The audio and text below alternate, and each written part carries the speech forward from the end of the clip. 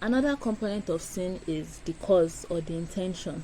So let's say a woman wears trousers and it is known that her intention is to lure men into adultery, to lure married men into adultery. Then that intention would make her trouser wearing to be sinful. But let's say she's wearing the trouser because it is cold or because we're in Harmattan season. Her wearing of trousers, even if it's the same trouser, her wearing of trouser may not be seen as sinful because of the intention of the woman. So, which is why in Matthew chapter 5, verse 28, Jesus said, if you look at a woman lustfully, you've already committed adultery with her in your heart.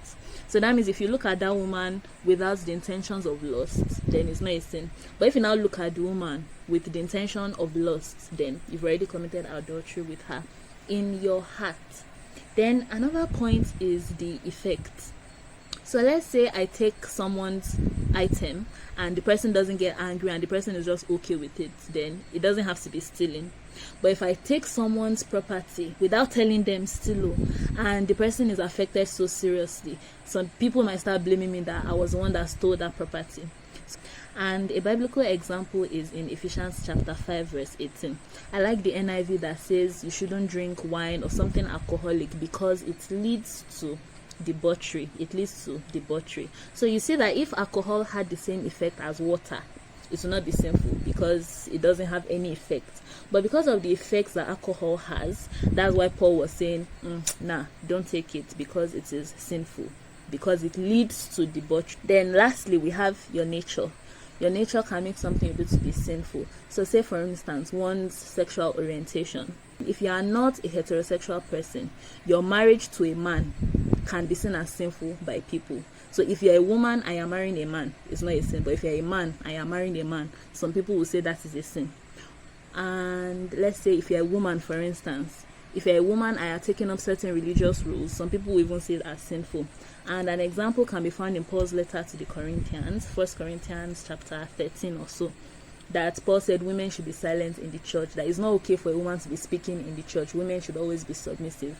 So to the Corinthian church, if a woman in the Corinthian church should stand up and speak with authority, the woman is violating what a man of God has already said, or the woman is violating the word of God, considering that Paul's letter is already canonized. And the reason why that is so is because of the androcentric culture of the Jews. So the woman's nature as a woman is what makes that act of speaking in the church to be sinful.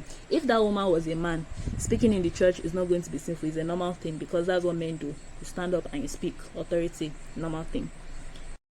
Again, we have the extent. So the extent to which you do something can also make it a sin.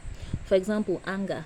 If you are angry and your anger is just normal anger, you're annoyed, fine, it may not be a sin. But if you are angry to the point of keeping malice for like 2 years, the anger may be seen as sinful. Or if you're angry to the point of beating someone black and blue, then your anger may be considered as sinful.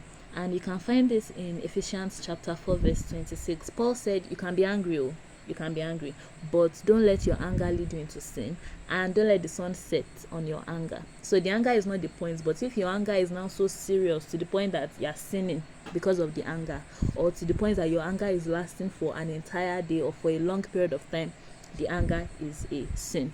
Then also we have method. The method with which you do something can make it a sin. So you know that as a doctor, as a surgeon performing a breast surgery, the way you touch it will determine if you'll be called a doctor or a pervert. And in 2 Samuel chapter 13, Amnon wanted Tamar, but the method with which he used to get Tamar was the problem. He raped Tamar. Tamar was even telling Amnon in verse 13, that all you just have to do is tell my father, go and meet the king and he will do this for you. He will not deny you of me. But Amnon was like, no, he didn't want to do that one. So he took the other way. He used another method to get Tamar, and that method was considered as sinful. That's rape, and was eventually killed for it. So if he had followed the method which Tamar suggested, getting Tamar was not the problem. He would have, but with a different method that would have made it better. And again, we also have your personal opinions. Your personal opinions can also determine sin as well. But bear in mind that what personal opinions determine sin for us. So our personal opinion may not be God's point of view. Take note of that. So I may believe that abortion is not a sin and is an okay thing to do. The same way I can believe that jewelries and hair beautification for men and women is not a sin, is okay. And you may believe otherwise. You may believe jewelries are sinful, you may believe abortion is sinful, you may believe that hair beautification for women or for men is sinful. Personal opinions differ. So I don't see it as a sin, you see it as a sin. Personal opinions differ, but these personal opinions are standards for us. They may not reflect God's standard. Take note of that.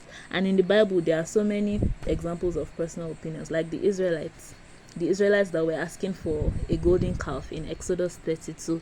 They obviously didn't say idolatry as a sin. So that is it. And lastly, the judge of the action would also tell you if that action is a sin or it is not a sin. So for example, we have actions that are sins to us as people, but to God is not a sin, depending on the context. For example, look at Hosea's life.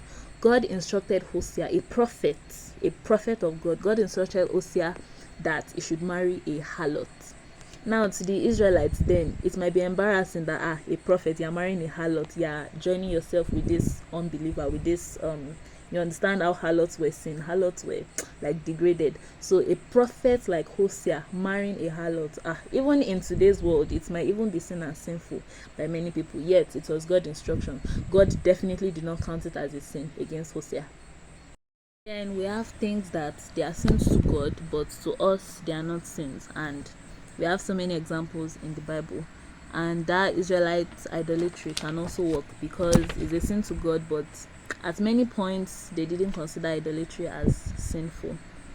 So in conclusion, there are so many determinants of sin. There are so many components of sin. There are so many of them. And in fact, I would like to hear your opinion. You can comment your opinions if you want. There are so many other determinants of sin. But what you should notice is that before you judge that person for being a sinner, before you judge that action as sinful, think of the so many components of sin. Think of the so many things that come together to determine whether something is a sin or not, before you just open your mouth and just judge anybody anyhow, or before you just open your mouth and just judge something anyhow. Think of as many components of sin as you can remember before you judge. So thank you very much for watching, and God bless you.